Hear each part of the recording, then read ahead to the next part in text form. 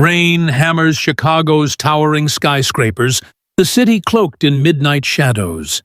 Security cameras sweep silently, capturing fleeting movements on deserted streets. A delivery van weaves through the urban maze, its windshield wipers battling a relentless downpour. The driver glances at his watch, 11:58 p.m. Just minutes remain to complete his final drop-off before the clock strikes 12. Michael Reeves, 38.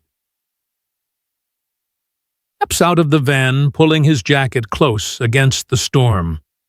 Tucked under his arm is a package, its weight heavier than expected. His weathered face, marked by a scar along his jaw, reflects a life of hard choices and sleepless nights. For 4 years, Michael has lived quietly, avoiding attention while juggling 3 jobs to provide for his 11-year-old daughter Lily. By day, he oversees stock at a warehouse. By night, he handles urgent deliveries for Elite Dispatch, a high-end service for clients who value secrecy and speed. The late-night runs cover Lily's private school fees, keeping their small apartment a haven of stability. Tonight's delivery feels off.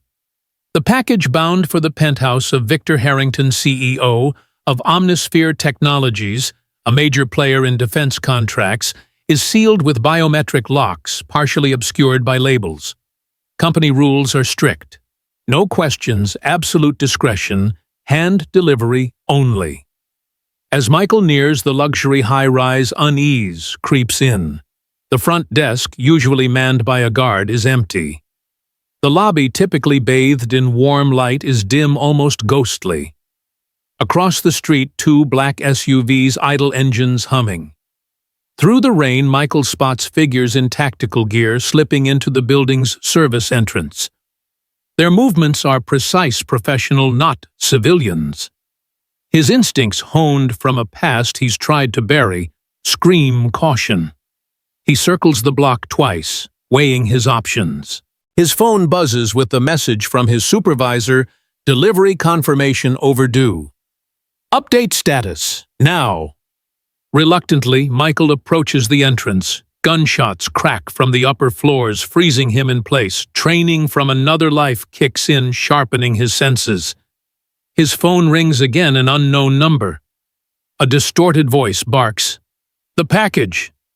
Do you have it?" "Who's this?" Michael demands, already backing toward his van. "Leave now. They're coming." The call cuts off. Moments later, the penthouse explodes in a blaze of orange flames, licking the night sky. Michael speeds away, the package still beside him, his fingerprints marking something dangerous enough to kill for. Across town, Alexandra. Alex Carter, 35, is jolted awake by a news alert. A Chicago Tribune journalist known for uncovering corporate scandals, she's been digging into Omnisphere Technologies' murky dealings. Tonight, she was set to meet a whistleblower promising damning evidence of illegal arms deals. Now, her source is silent, and the meeting spot is a crime scene. Alex grabs her press badge and high-tech recording gear, ready to chase the story into the storm. The burnished watch on her wrist, her brother's watch, catches the light as she gathers her gear. 4 years ago, James Carter died of an alleged overdose after telling his sister he had discovered something that would bring down everyone involved in a classified project. His death drives her relentless pursuit of the truth about Omnisphere. At the burning building, Alex uses her press credentials to approach the police line. Fire trucks illuminate the scene in pulsing red as firefighters battle the blaze. She overhears detectives mentioning a delivery that never arrived, and security footage of a courier van leaving minutes before the explosion. When she notices men in unmarked vehicles photographing bystanders, she instinctively turns away, using her hidden camera pen to capture their license plate. Back in her car, Alex reviews footage from a hidden camera she'd positioned days earlier. She freezes on an image. A man with a package retreating from the building moments before the explosion. Using contacts at the DMV, she identifies the van's company, Elite Delivery. By morning, she has a name Michael Reeves. Michael arrives home past 2 in the morning, hiding the package in his apartment's ventilation system before checking on his sleeping daughter. Lily's room is a sanctuary of normalcy. Science fair trophies, astronomy posters, stuffed animals arranged precisely on her bed.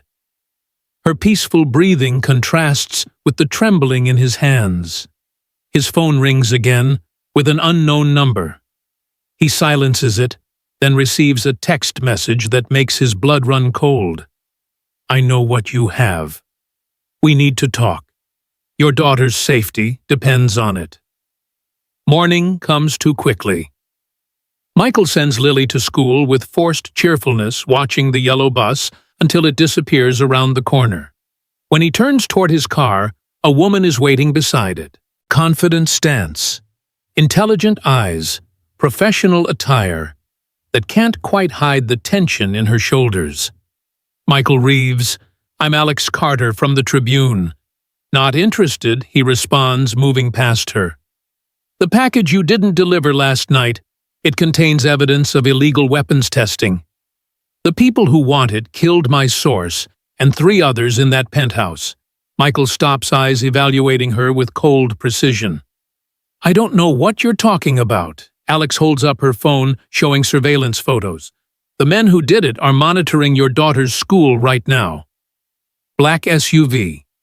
2 men, same ones from last night. "I'm not your enemy here."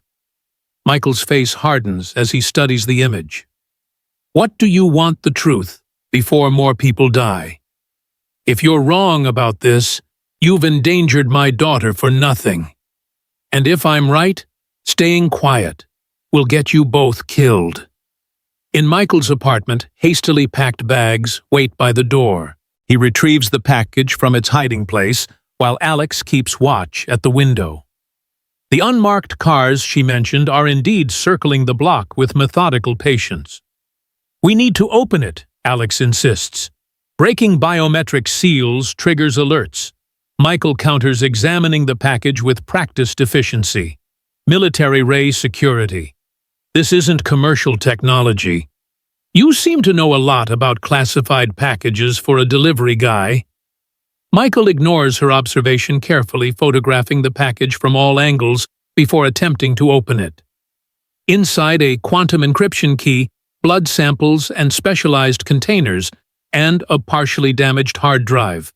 "This means nothing without context," Michael says. Alex connects the hard drive to her specialized laptop. Most files are corrupted, but one video plays. A test subject convulsing in a laboratory. Soldiers monitoring vital signs. Omnismosphere logo visible. The timestamp shows 3 months ago. The subject's face becomes visible. A young man with striking resemblance to Michael. "That's impossible," Michael whispers. "That's my brother David. He died in Afghanistan 8 years ago." Alex's phone chimes with an alert from her home security system. Men in tactical gear are searching her apartment. Simultaneously, Michael receives a school alert. Lily's been checked out by someone claiming to be family. "We need to move now." Michael grabs essentials, transforming from cautious civilian to tactical operator in seconds. Michael drives Alex's car while she uses her journalist contacts to locate Lily. Traffic cameras show her being transferred to a black Suburban heading downtown Omnisphere Tower. Alex realizes they're taking her to Harrington. Michael navigates with unexpected skill, using alleyways and construction sites to evade followers. When 2 motorcycles appear in pursuit, he executes a perfect J-turn, causing them to crash into each other. "Where did a delivery guy learn to drive like that?" Alex demands. "Not important right now." They abandon the car in a mall parking garage, switching to public transportation. Michael purchases burner phones with cash, destroying their original devices. 7 years in Special Activities Division, wasn't it? Alex finally asks. "Before you were framed for leaking intelligence, that got your team killed in Tehran." Michael stares at her. "How could you possibly know that?" "Because my brother worked for the Defense Intelligence Agency before Omnisphere recruited him." She shows Michael her brother's watch. "James said he was investigating the same operation you were involved in." Michael recognizes the watch, custom-made for their joint task force. "Your brother was King Fisher. He was our outside contact. He died of an overdose 3 years ago. After telling me he'd discovered something about Project Lazarus that would bring down everyone involved, they find temporary shelter with Nolan, a former intelligence officer turned private investigator, and one of Alex's reliable sources. In the safe house, they spread evidence across the table. The package contents Alex's research and Michael's fragmented memories of the classified operation.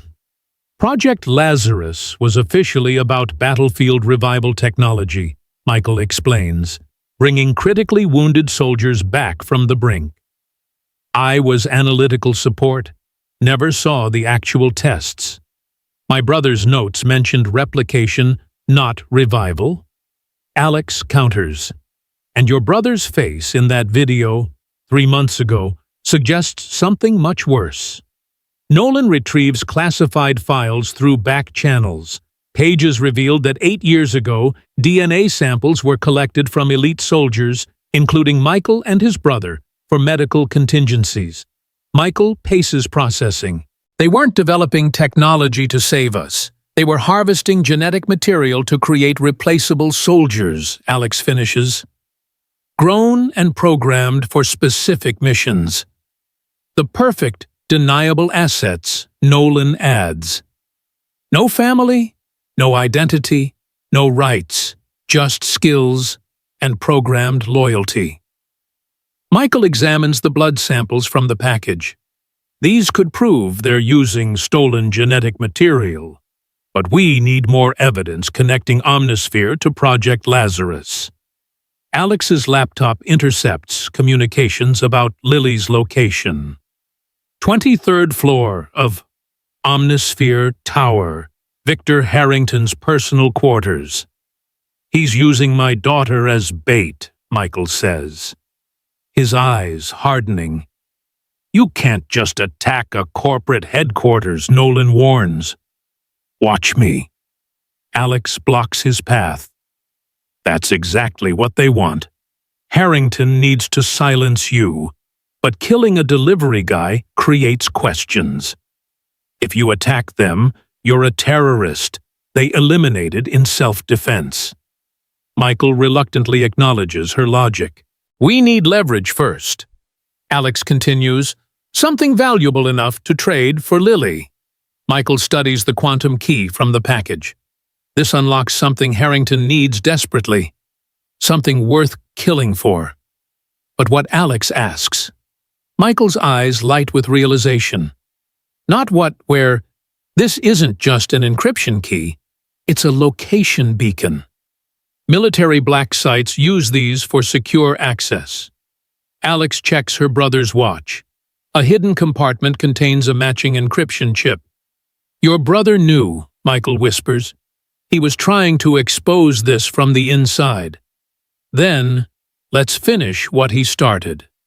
Alex says, their eyes meeting with newfound trust. Dawn breaks as they approach a remote data center, disguised as a shipping warehouse. Michael, now armed with gear from Nolan's collection, moves with the precision of his former training. Alex follows with her specialized equipment for data extraction. Security patrol every 7 minutes. Michael notes observing patterns. 4 guards, automated systems. We have a 3-minute window between sweeps. They infiltrate through a maintenance entrance using the quantum key to bypass security. Inside, Alex connects to a terminal while Michael stands guard. "I'm in," she whispers, downloading server logs now. Her expression changes. "Michael, these aren't just military contracts. They're test results, hundreds of them. Genetic profiles of Special Forces operators matched with production units. Before Michael can respond, alarms blare. Armed security converges on their position. They knew we were coming. Michael realizes pulling Alex behind cover as gunfire erupts. Michael engages the security team with expert precision. His movements revealing years of combat training. He creates a diversion with a controlled explosion from equipment in the room, allowing them to escape through the ventilation system.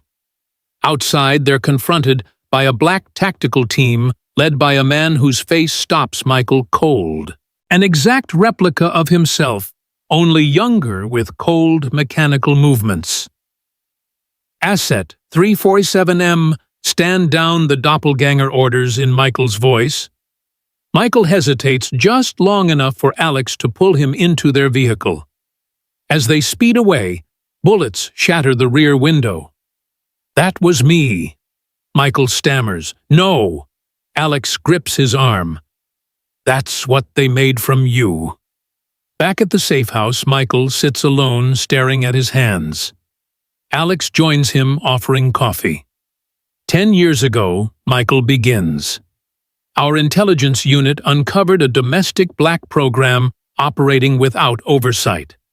Genetic experimentation, behavioral conditioning, things that violated every international law and human rights convention. Michael describes the raid his team conducted on a hidden facility. They discovered subjects in stasis pods, early cloning experiments. His brother David led the operation to collect evidence. "We thought we were doing the right thing, gathering evidence for congressional oversight, but someone tipped off the program directors. They staged a terrorist attack, eliminated most of my team." In his memory, Michael sees the explosion, feels the heat, as he drags his wounded brother through flames. David didn't make it out. I was hospitalized, then discharged. 3 months later, I was accused of selling classified intelligence that led to the attack. Everything was taken: my career, reputation, security clearance. I barely avoided prison. Alex shows him files from her brother's investigation. James suspected a corporation was funding the program. He traced shell companies back to Omnisphere's predecessor, Victor Harrington. Michael connects. He was a defense contractor. Then James believed Harrington acquired the research and test subjects after the government officially shut down the program. He moved everything private sector where oversight is minimal. Michael examines photos of Harrington with military officials, recognizing one face, General Wallace. He was my commanding officer. He testified against me. The perfect cover-up, Alex concludes. Discredit the witnesses. Privatize the program. Continue the work with corporate protection. Now they're using my daughter to flush me out. They must think I still have something they need. The missing piece of evidence that would expose everything, Alex realizes. Morning light filters through dusty windows. Alex finds Michael on the roof watching the sunrise. I lied to Lily about her mother. Michael confesses, said she died in an accident. The truth is, after I was discharged, Anna was approached by Omnisphere. They offered her a research position studying genetic markers. She didn't know it was connected to Project Lazarus.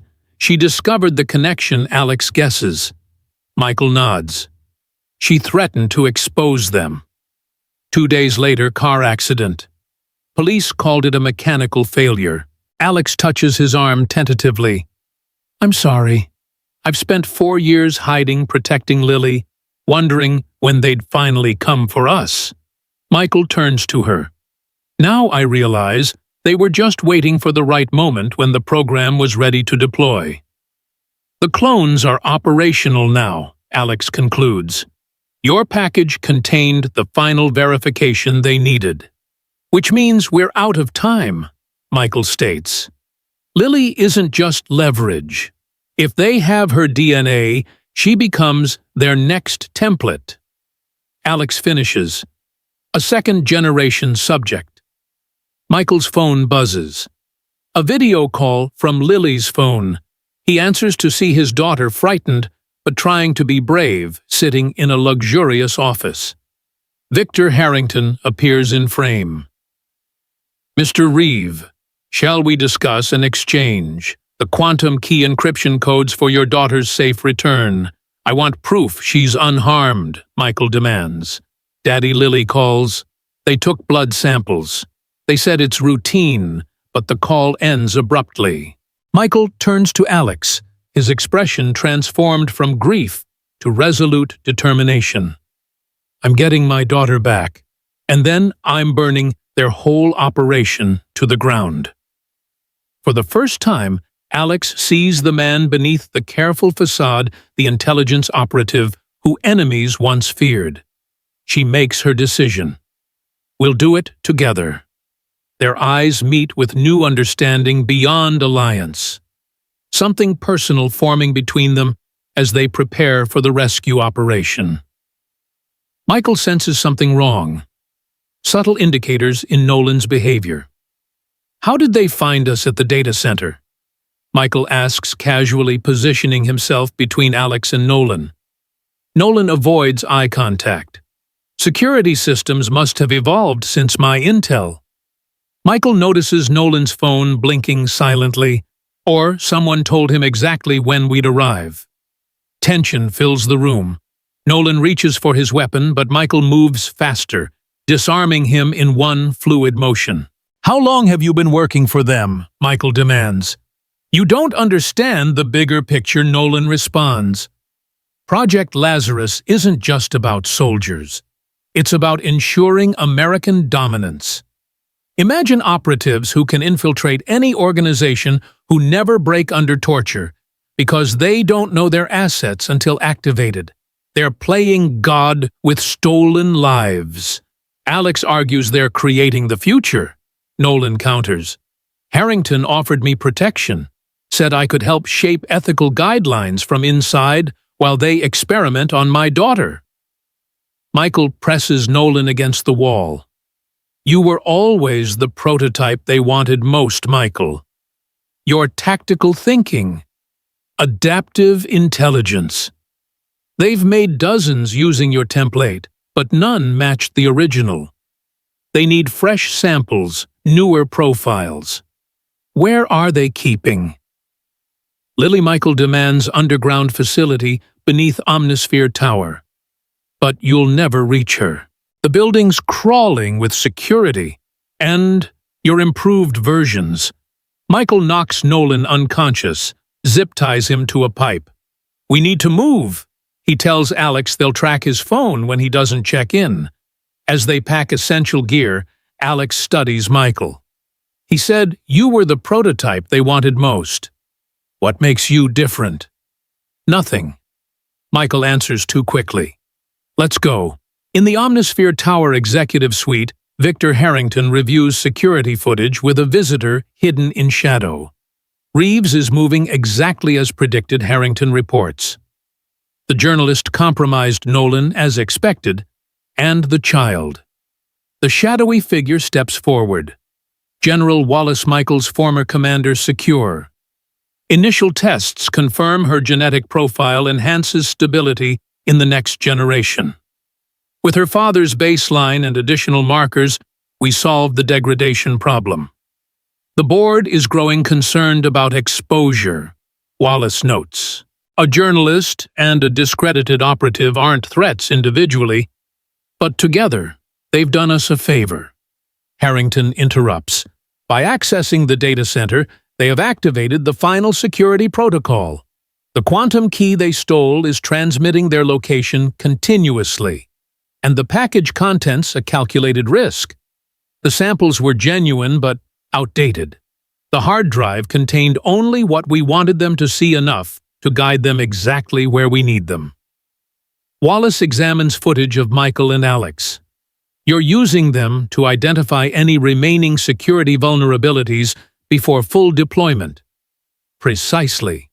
When Reeves infiltrates our facility to rescue his daughter, we'll capture him for final profile extraction, eliminate the journalist, and demonstrate our security capabilities to the board simultaneously. And if they succeed, Wallace questions. Impossible, Harrington dismisses. But we've arranged a contingency. Should they somehow breach the lower levels, they'll encounter an old friend. Security footage shows a man in a laboratory identical to Michael's brother, David, but with cybernetic enhancements visible along his spine. Asset Prime, Wallace acknowledges. The original success, and still our most perfect creation. Harrington confirms, unlike the others, he retains the complete memory and personality matrix of the original David Reeves enhanced with absolute loyalty conditioning. Michael's greatest weakness, Wallace concludes, he could never harm his brother, even a copy. Michael enters Omnosphere Tower in maintenance coveralls, cap pulled low. Alex provides remote guidance through an earpiece monitoring security systems from a van parked nearby. Security checkpoint ahead, Alex warns. 2 guards, biometric scanner. Michael approaches confidently, presenting falsified credentials. The guards wave him through, but the scanner hesitates on his fingerprints. System glitch. Michael explains casually, happened twice already today. The senior guard overrides the system. Maintenance is always a headache. Elevators are that way. Michael navigates service corridors avoiding cameras Alex identifies. He reaches a restricted elevator requiring executive access. I can't bypass this remotely, Alex informs him. Don't need to, Michael responds, removing a device from his tool belt. Old school method. He attaches the device to the control panel, triggering a short circuit that activates emergency protocols. The elevator unlocks automatically as security systems detect a potential fire hazard. Michael descends to Sub 3, where security intensifies. 2 guards block his path. No maintenance scheduled for this level 1, states suspiciously. Michael adopts a frustrated tone. Tell that to operations. Fire suppression system on Sub 5 is showing critical failure.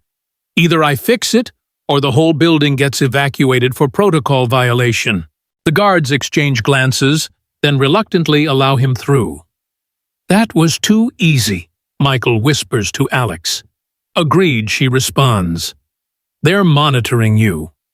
Michael continues cautiously, noticing subtle security measures, thermal scanners, motion detectors, hidden cameras. He methodically disables each without triggering alerts. Reaching Sub, he discovers an expansive laboratory complex. Through observation windows, he sees rows of stasis chambers, each containing a subject with his face in various stages of development. Alex, are you seeing this? He whispers, activating a button camera. My God, she responds, there must be dozens. Michael locates a central database terminal. He connects Alex's specialized drive, allowing her remote access. I'm downloading everything, she confirms. This is it. Proof of human cloning, illegal genetic experimentation, corporate military conspiracy. Enough to bring down Omnisphere and everyone involved. Any sign of Lily? Alex checks facility schematics. 2 levels down. Restricted area marked juvenile development. Michael's expression darkens. They're already processing her samples. Michael, wait. Alex warns. Security patterns are changing. They're clearing the facility, creating a trap. I don't care. I'm getting my daughter. It's a setup, Alex insists. They've been directing your movements from the beginning. Michael reaches the juvenile development area, finding it suspiciously unguarded. In a central chamber, Lily sits alone, apparently unharmed. Daddy, she calls when she sees him. Don't move. Michael instructs scanning for triggers and traps. Finding none, he approaches cautiously. They said you'd come, Lily tells him. The man with your face said you'd try to save me. Michael freezes. What man, sweetheart? He said, he's my Uncle David. From shadows behind Lily emerges a figure. David Reeves, Michael's supposedly dead brother now, with subtle cybernetic enhancements visible at his temples and hand. Hello, Rose Michael, David says in a voice hauntingly familiar yet mechanically precise. Right on schedule. You're not my brother, Michael responds, positioning himself between David and Lily. Party correct, David acknowledges. I contain his memories, personality, and skills enhanced with improvements. I'm what David would have become if he'd embraced progress instead of fear. What they did to you isn't progress, David questions. Perfect health-enhanced capabilities, minds preserved across multiple bodies. You always lacked vision, Michael. Where's Harrington? Michael demands observing along with the board and military oversight committee. Today is a demonstration proving that even when a subject knows our facility and methods, they still can't overcome our security. Michael activates his emergency signal to Alex. Take Lily and go. I'll handle this. You can't win, brother, David states. Genetically, we're identical. Tactically, I have your training plus enhancements. The only difference is, I've accepted the future while you cling to the past. Alarms blare suddenly throughout the facility. Alex is doing. Evacuation protocols activated. Automated systems announce. Biohazard containment breach in progress. David looks momentarily confused. This wasn't part of the planned scenario. Michael seizes the opportunity, grabbing Lily and dodging past David toward the emergency stairs. David recovers quickly, pursuing with inhuman speed. At the stairwell, Michael faces an impossible choice. The stairs lead up to Alex and escape, but David is gaining rapidly. In a split-second decision, Michael hands Lily his access badge. Run to Alex. Don't look back. Daddy, no, I'll be right behind you. He lies, pushing her through the door before turning to face his brother's clone blocking the path. As Lily escapes, Michael engages David in brutal hand-to-hand combat. They mirror each other's movements perfectly, each anticipating the other's tactics. David's enhancements give him superior strength and recovery, but Michael fights with desperate intensity. They'll just make more of me, David taunts between strikes. You can't stop evolution. This isn't evolution, Michael counters, landing a critical hit that exposes circuitry in David's neck. It's exploitation. Their fight destroys laboratory equipment, releasing chemicals that trigger additional alarms. Fire suppression systems activate, dousing the area in flame-retardant foam. Michael, realizing he cannot win through strength alone, lures David toward a liquid nitrogen storage unit. In a final desperate move, he ruptures the tank, engulfing them both in super-cooled gas. David's cybernetic components malfunction in the extreme cold, giving Michael a brief advantage. He uses it to impale David on broken equipment, pinning him in place. You won't survive either. David warns, systems failing. Doesn't matter. Michael responds, limping toward the door. As long as they get away. Michael staggers into the stairwell as explosions rock the facility, the liquid nitrogen reacting with other chemicals. The last thing he sees before losing consciousness is the emergency door closing behind him. 3 weeks later, a small cafe in a remote coastal town. Alex sits watching news reports about Omnisphere's collapse following leaked evidence of illegal human experimentation. Corporate executives and military officials face congressional hearings. Victor Harrington is shown being arrested while General Wallace has apparently disappeared. Alex closes her laptop as Lily approaches with hot chocolate supervised by a waitress. Any word Lily asks hopefully. Alex shakes her head. "Not yet, sweetheart." After the explosion, rescue teams found no survivors in the underground facility. The official report listed Michael Reeves among the casualties, though his body was never recovered. Alex has maintained hope, recognizing patterns in anonymous intelligence tips that have continued to expose Omnisper's remaining operations worldwide. Billy returns to drawing at a nearby table. Alex's phone buzzes with a message from an encrypted source. "Check the lighthouse." Sunset. At sunset, Alex walks to the coastal lighthouse, finding a package containing additional evidence files and a worn leather journal. Inside, detailed accounts of Michael's investigation over 4 years, ending with a note. "Finish what we started. Keep her safe. Some ghosts need to remain ghosts." Alex understands with bittersweet clarity.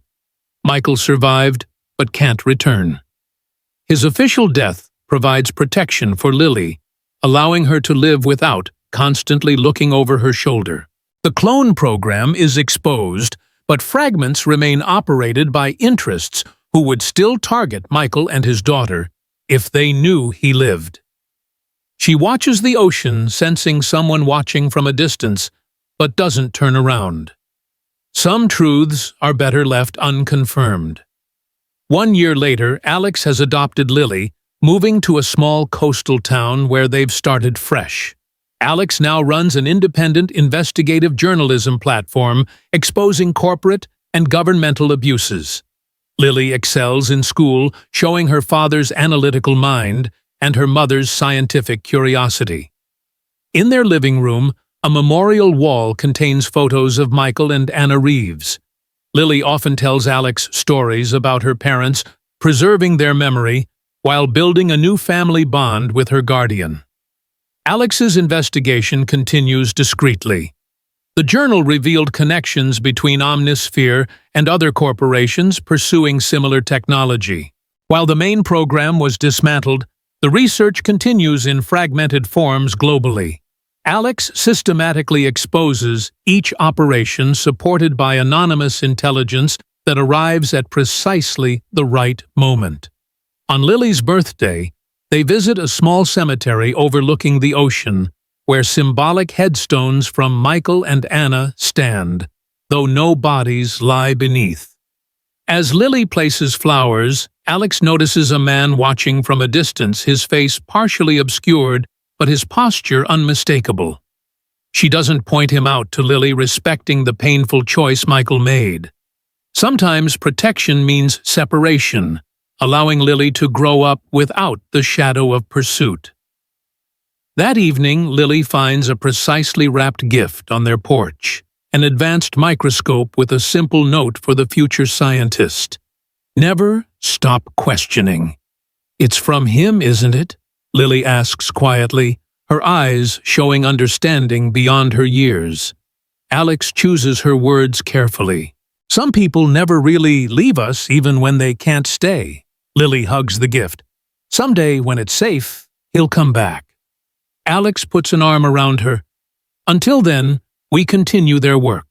Justice doesn't need recognition, just someone who won't give up." On a cliff overlooking the town, a man closes a high-powered scope. Though his face bears new scars, and his hair is different, his eyes remain unmistakably Michael's. Beside him sits a backpack containing surveillance equipment and a secure laptop. His phone displays an encrypted message.